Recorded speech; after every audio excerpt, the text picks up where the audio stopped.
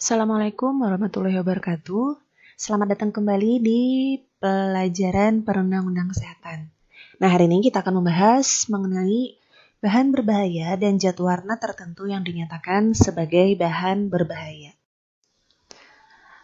Untuk kompetensi dasar, itu pada KD 3.6, yaitu KD pengetahuan, yaitu memahami bahan berbahaya bagi makhluk hidup berdasarkan undang-undang. Kemudian untuk KD keterampilan, yaitu 4.6, itu melakukan pengelompokan bahan berbahaya bagi makhluk hidup berdasarkan undang-undang. Nah, berdasarkan kompetensi dasar tadi, diharapkan setelah mempelajari materi ini, kalian dapat memahami 4 poin pada tujuan pembelajaran berikut. Yang pertama, memahami definisi bahan berbahaya. Yang kedua, memahami persyaratan distributor, penandaan, dan pelaporan bahan berbahaya. Yang ketiga, memahami zat warna tertentu yang dinyatakan sebagai bahan berbahaya. Dan yang keempat, itu memahami penandaan dan pelaporan zat warna tertentu yang dinyatakan sebagai bahan berbahaya. Nah, jadi nanti inti pembelajaran kita, kalian lihat di tujuan pembelajaran ini. Maka pelajarilah apa yang ada di 4 poin tujuan pembelajaran ini. Nah, kita mulai dari definisi bahan berbahaya. Definisi ini tertuang di dalam Permenkes RI nomor 472 garing Menkes garing per garing 5 garing 1996 tentang pengamanan bahan berbahaya bagi kesehatan. Nah, berdasarkan Permenkes ini, bahan berbahaya itu adalah zat, bahan kimia, dan biologi baik dalam bentuk tunggal maupun campuran yang dapat membahayakan kesehatan dan lingkungan hidup secara langsung atau tidak langsung yang mempunyai sifat racun, karsinogenik, teratogenik, mutagenik, korosif, dan iritasi. Nah, jadi bahan berbahaya itu adalah bahan yang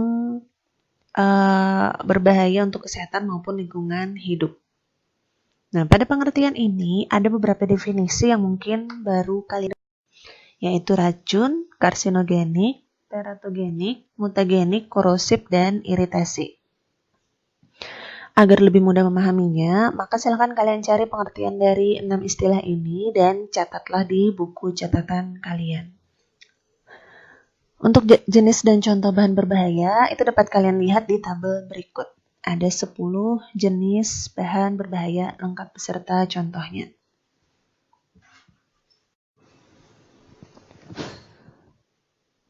Selanjutnya kita ke persyaratan distributor atau pengelola.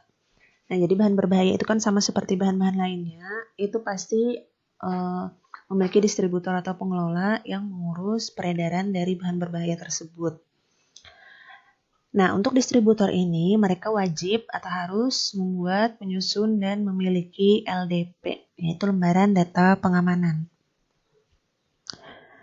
Apa itu LDP? LDP itu adalah lembar petunjuk yang berisi informasi tentang sifat fisika, kimia dari bahan berbahaya, jenis bahaya yang dapat ditimbulkan, cara penanganan, dan tindakan khusus yang berhubungan dengan keadaan darurat di dalam penanganan bahan berbahaya.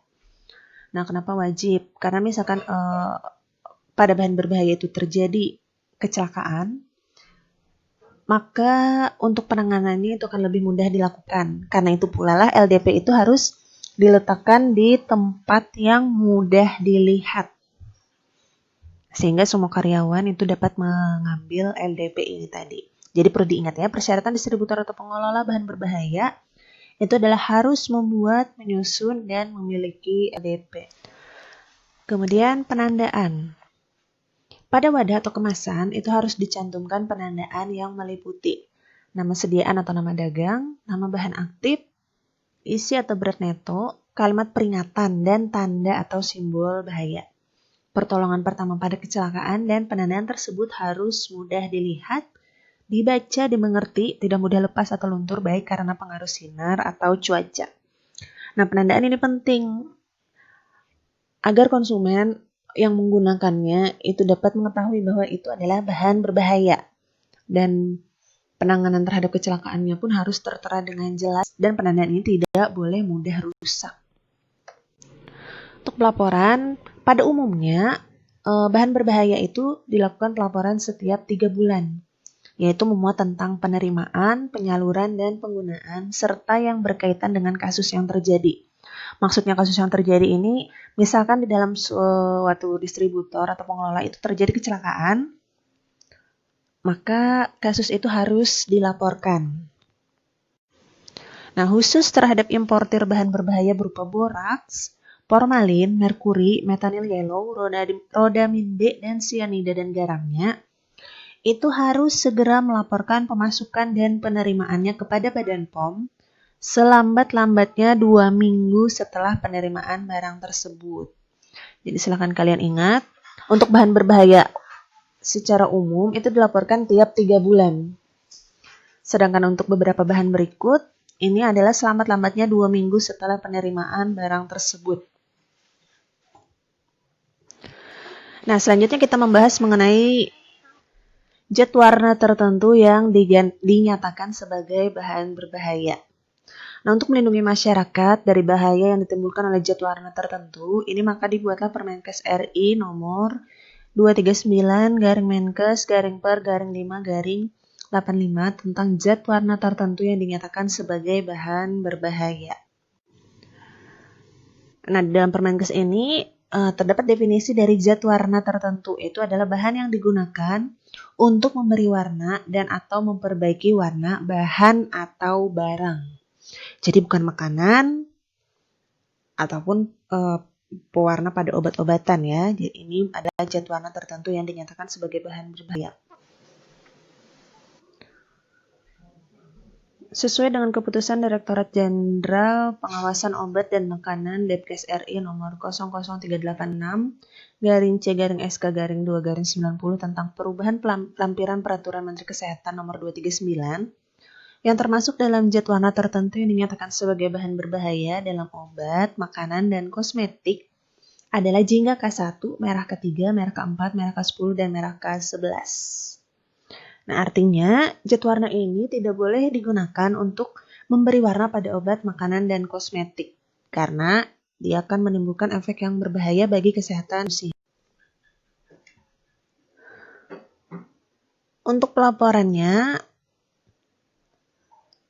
pada badan usaha atau perorangan yang memproduksi, mengimpor, dan mengedarkan zat warna tertentu ini harus mendaftarkan kepada Dirjen POM atau sekarang Badan POM serta membuat laporan khusus tentang produksi, impor, dan sedangkan untuk penandaan ini bisa kalian lihat dengan jelas pada slide berikut. Harus pada wadah pembungkusnya itu harus dicantumkan penandaan berupa tanda peringatan dilarang digunakan dalam obat, makanan, dan kosmetika atau dilarang digunakan dalam obat dan makanan.